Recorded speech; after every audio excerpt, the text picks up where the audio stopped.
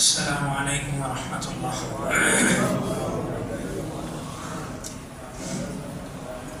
রজব মাস থেকে শুরু, রজব, শাবান, রমজানও কাছে গেল। আমরা নামাজের আলোচনা চলতেছে, একদম ভিতর থেকে আলোচনাটা নেওয়া যে সাহাবীরাও নামাজ পড়ছেন, আমরাও নামাজ পড়ি, এই দুইটা নামাজের মধ্যে এত ব্যবধান কেন? আল্লাহ তো ওই যুগে যেমন ছিলেন, যেমন পাওয়ার ছিল, এখনো তেমনই আছে। ওনাদের নামাজ আর আমাদের নামাজের পার্থক্যগুলো কোথায়, এবং নামাজের মৌলিক বিষয়টা যে নামাজটা কেন দেওয়া হয়েছে। আল্লাহ নামাজের জন্য দেন নাই যে আপনি তারাবি 8 রাকাত না 20 রাকাত নিয়ে মারামারি করবেন। আল্লাহ নামাজটা এই জন্য দেন নাই যে সূরা ফাতিহার পরে আমিন জোরে বলবেন, আস্তে বলবে, এটা নিয়ে মারামারি হবে। নামাজ এই জন্য দেওয়া হয়নি যে মুনাজাত করবে কি করবে না এটা নিয়ে মারামারি হবে, হাত উপরে বাঁধবে না নিচে বাঁধবে। বরং নামাজটাকে বলা হয়েছে as-সালাতু মি'রাজুল মুমিনিন, যে নামাজটা মুমিনের একটা মেরাজ। আল্লাহ রাসূলের জীবনে মেরাজ হয়েছে একবার, কত সুন্দরভাবে পুরা পৃথিবীর সব কিছু গোছায় আল্লাহ তাআলা আল্লাহর হাবিবকে একদম কাছে নিয়ে গেছেন, নিয়ে কথা বলছেন। এই প্রেক্ষাপটটা যখন আপনার ভিতরে থাকবে যে আমি নামাজে আল্লাহর সাথে কথা বলি, তখন 8 রাকাত 20 রাকাত আমিন জোরে বলা, আস্তে বলা, মুনাজাত করলো কি করলো না, হাত বাঁধলো কি বাঁধলো না, এগুলি কিছুই মনে হবে না। কিন্তু দেখবেন আমাদের সমাজে এখন মসজিদ আলাদা হয়, মুসল্লি মারামারি হয়, কি কেন্দ্র করে? আমিন জোরে বলবে না আস্তে বলবে। অথচ মারামারি হওয়া দরকার ছিল নামাজি আর বেনামাজি, যে তুমি নামাজ পড়ো না, তোমাকে সমাজ থেকে বের করা হবে। এই মৌলিক বিষয়টা যখন থাকবে, নামাজের ছোটখাটো কিছু মাসালা আছে, এই মাসালাগুলো আপনার কাছে সমাধান হয়ে যাবে। ইমামে আজম আবু হানিফা রাহমাতুল্লাহ আলাইহি, আমরা যার মাযহাবকে অনুসরণ করি মানে কি? আবু হানিফা কি নিজের মতো করে একটা মাযহাব বানাইছেন? এমন নয়। কোরআন হাদিস ইমামে আজম আবু হানিফা রাহমাতুল্লাহ আলাইহি যেভাবে বুঝছেন, ওইভাবে বুঝার মতো ক্ষমতা আমার নাই। এই কারণে আমি ওনাকে অনুসরণ করি কোরআন হাদিস বুঝার ক্ষেত্রে।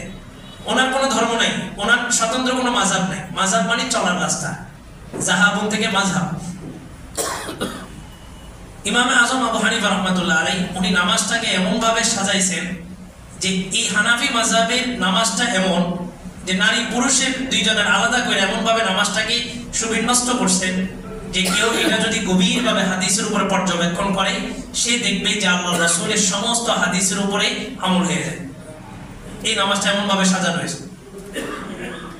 সূরা ফাতিহার একটা বিষয় আজকে আলোচনায় আসার কথা।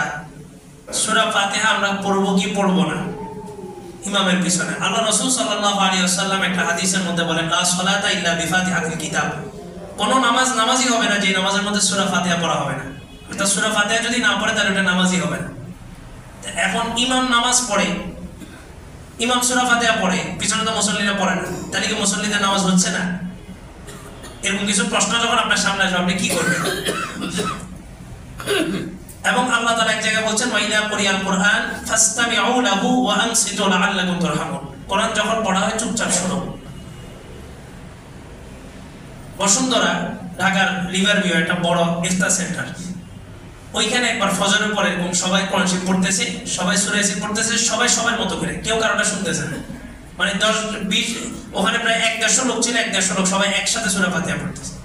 তাই একজন বিজ্ঞ আলেম ছিলেন ওখানে, আমাদের ফেনীরই একজন আলেম, উনি বললেন যে আল্লাহ বলছেন কোরআন পড়ার সময় চুপচাপ শুনতে, এখানে সবাই মিলে কোরআন শরীফ পড়তেছে, কে কার পড়া শুনতেছে?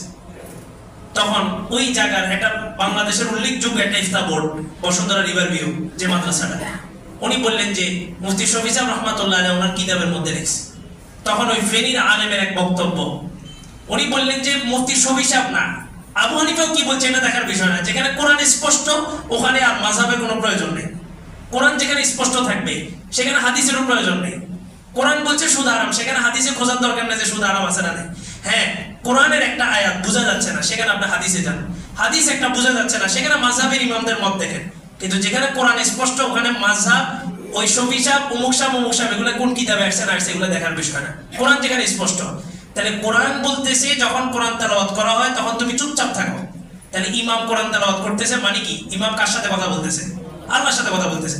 এখন ইমাম সূরা ফাতিহা পড়তেছে, আপনিও যদি পিছনে সূরা ফাতিহা পড়েন, এটা আদব হইল না বেয়াদবি হইল? আরো সহজ ভাবে বুঝেন, একজন মন্ত্রীর সামনে অনেকজন উল্লেখযোগ্য লোক দাঁড়ানো, সবাই একসাথে কথা বলে না, একজন কথা বলে, সবার পক্ষ থেকে প্রতিনিধিত্ব গ্রহণ করে একজন কথা বলে। ইমাম হচ্ছে আপনাদের সবার পক্ষ থেকে প্রতিনিধিত্ব নিয়ে আল্লাহর সাথে কথা বলতেছে। এখানে আপনাদের কাজ হচ্ছে চুপচাপ শোনা। কোন কোন ইমাম বলছেন আসর এবং জোহরে যেহেতু চুপচাপ থাকে, ইমাম যেহেতু তেলাওয়াত করে না, তখন চাইলে কেউ নিজে নিজে সূরা ফাতিহা পড়তে পারবে এবং এটা হাদিস দ্বারাও সাব্যস্ত হয়। তবে আল্লাহ রাসূলের আরেকটা হাদিস আছে, মাল্লাহু ইমামুন ফাকিরাতুল ইমামি লাহু কিরাতুন, যার ইমাম আছে ওই ইমামের কেরাতটাই তার জন্য যথেষ্ট। তাহলে জোহর আসর যেহেতু সবাই চুপ, ইমাম যেহেতু কেরাত পড়তেছে, ইমামের কেরাতটাই বাকিদের জন্য কি হয়ে যাবে, যথেষ্ট হয়ে যাবে। সুতরাং নামাজের ভিতরে আমাদের কাজ হচ্ছে শুধুমাত্র তাসবিহ তাহলিল যেগুলো এগুলো পড়া, সূরা ফাতিহাও পড়বো না, সূরা ফাতিহার সাথে সূরাও মিলাবো না। আল্লাহ তাআলা বুঝার আমল করার তৌফিক দান করুন।